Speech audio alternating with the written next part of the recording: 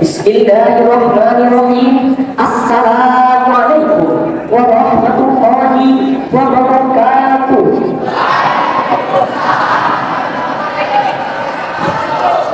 Minyak daun jeung sirere ulang kompak ulangi minyak daun jeung sirere daun rasana kenang letih bukan kalau dulu pasarare ada jauh salam dari santi. Assalamualaikum warahmatullahi wabarakatuh.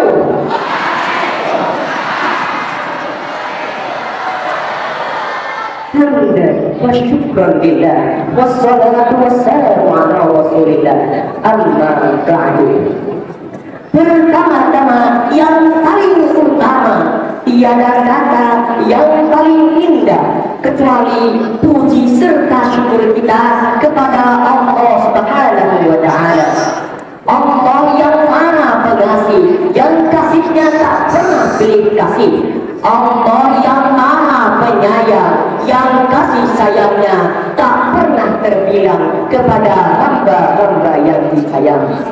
Dan tidak lupa pula salawat serta salam selalu kita limpah curahkan kepada sang revolusioner dunia, seorang pemimpin yang tak berdasi, seorang pejabat yang tak pernah korupsi. Dialah baginda Nabi besar Muhammad. Dialah yang telah mengubah pola pikir manusia dari yang hanya pola pikir jahiliyah menjadi ke pola pikir Islamiyah. Dia juga yang telah berjuang habis-habisan dan mati-matian demi memperbaiki akidah dan keyakinan umat Islam. Tak lupa kepada para sahabatnya yang setia, para keluarganya yang mulia, dan mudah-mudahan bisa sampai kepada kita selaku umatnya. Amin amin ya rabbal alamin. Hadirin yang berbahagia, izinkan saya memberikan pantun yang kedua. Jangan lupa baca lagi dong. Dari Singaparna ke Surabaya. Dari sana. Gimana hari ini kalian gak bahagia? Kalau kurban ya akan misi kulturnya.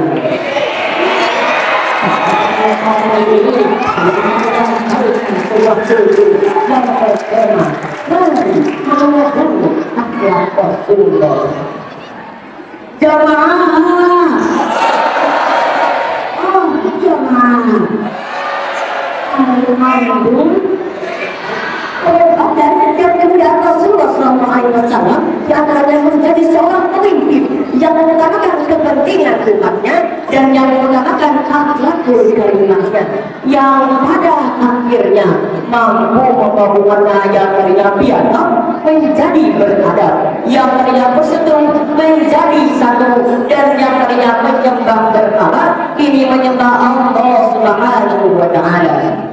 Ngomong-ngomong baik itu, ada sebuah buku yang terkenal yaitu 100 of the most influential person in history, yang artinya status tokoh yang paling berpengaruh di sejarah.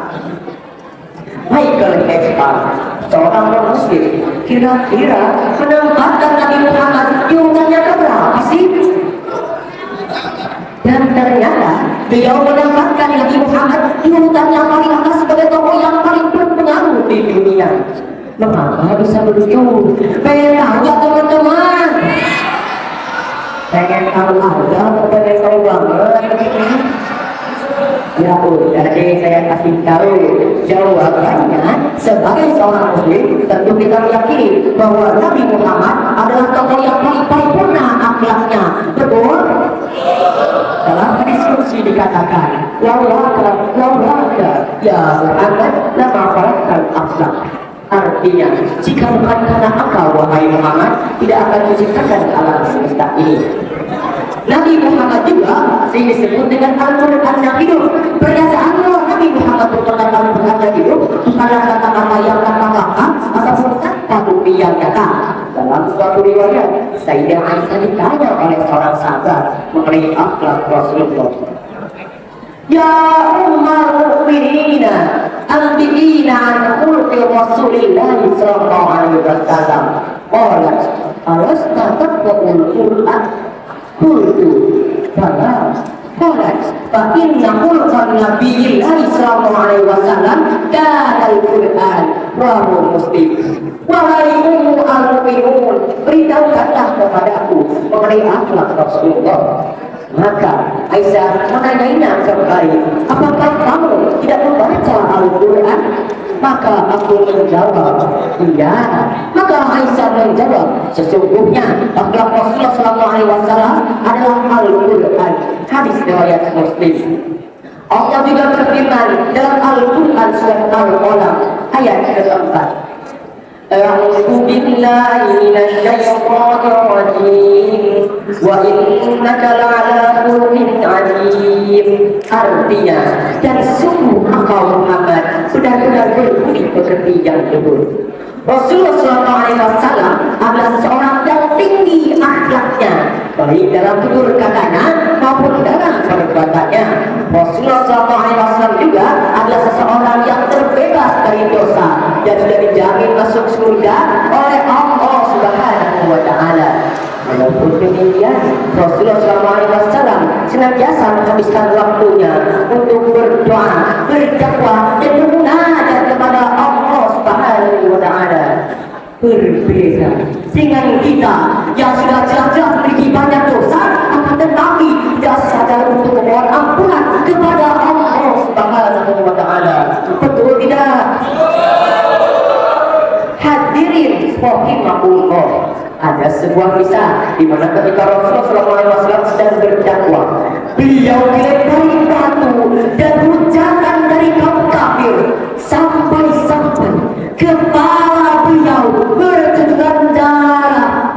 Melihat hal tersebut, malaikat penjaga Bukit Taib yang berdenyam pun berkata, wahai Muhammad, angkatlah kedua tanganmu dan mintalah kepada Allah agar diangkatkan Bukit Taib ini dan diimpikan kepada mereka.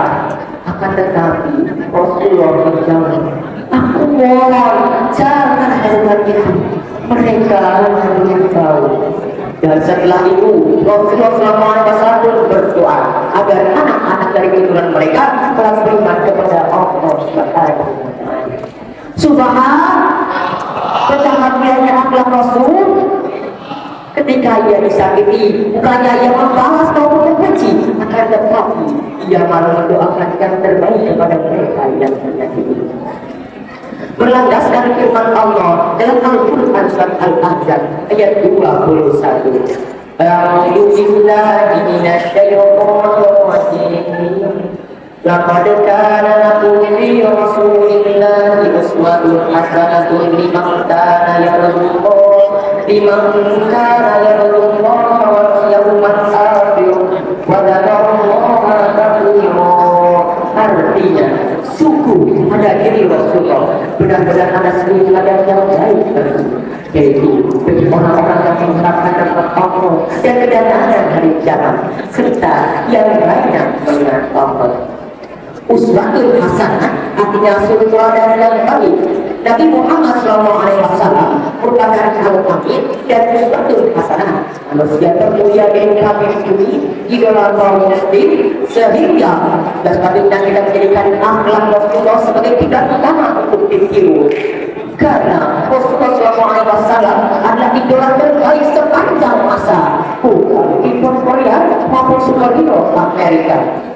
Jika ingin ridho Allah, ikutilah jejak Rasulullah, jadikannya sebagai contoh, beriman dengan kokoh, tidak terroboh, berpikir tidak bodoh, bertindak tidak sombong, jangan berjalan nyebut, jangan sampai jatuh. Jika ada yang terdapat sombong, oh enggak gitu loh, sehingga dan tentunya kita mencintai dan meneladani akhlak Rasulullah dalam menjalankan kehidupan sehari-hari sesuai dengan perintah Al-Quran dan hadis. Dulu ada, sekarang fakoda, dulunya hilang arah, sekarang udah hidup ikut gayanya Rasulullah. Dulunya termaksiat, sekarang udah tobat,